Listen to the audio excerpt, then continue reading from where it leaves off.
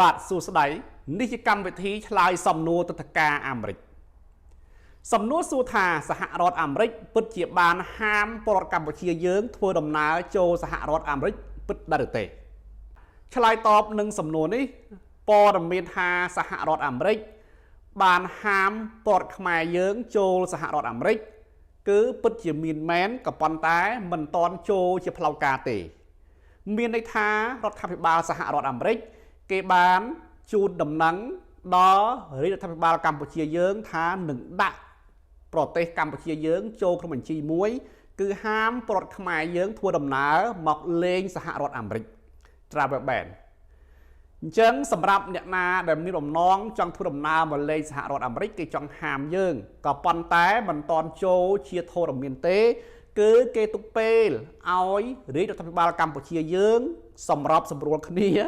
រយៈពេល60ថ្ងៃគឺ2ខែបើ2ខែហ្នឹង60ថ្ងៃហ្នឹងធ្វើការមិនត្រូវរៅគ្នាគេមិនត្រូវរៅគ្នាទេទៅសហរដ្ឋអាមេរិកគេចាត់ចែងថាគេសម្រេចបែបណាទោះជាយ៉ាងណាការហាមដែលគេឡើងគម្រោងហ្នឹងណាគឺមិនពាក់ព័ន្ធនឹង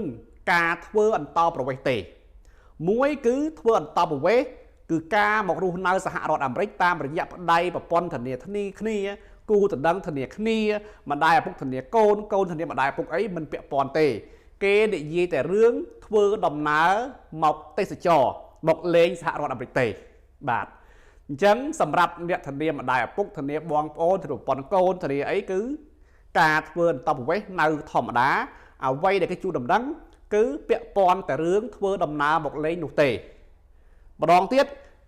ការធ្វើដំណើរមកលេងទោះបីជាមានព័ត៌មានបែបនេះមែនក៏មិនតន់ចូលជាធរមានដែរគឺសហរដ្ឋអាមេរិកនឹងធ្វើការជាមួយរដ្ឋាភិបាលកម្ពុជាយើងក្រោយពេល60ថ្ងៃគេនឹងប្រកាសជាផ្លូវការក្រោយពេលស្ថានទូតប្រកាសជាផ្លូវការក្រុមហ៊ុនយើងខ្ញុំនឹងជួនដំណឹងផ្លូវការអញ្ចឹងសួរពេលហ្នឹងអាចដាក់ពាក្យទៅលេងបានទេ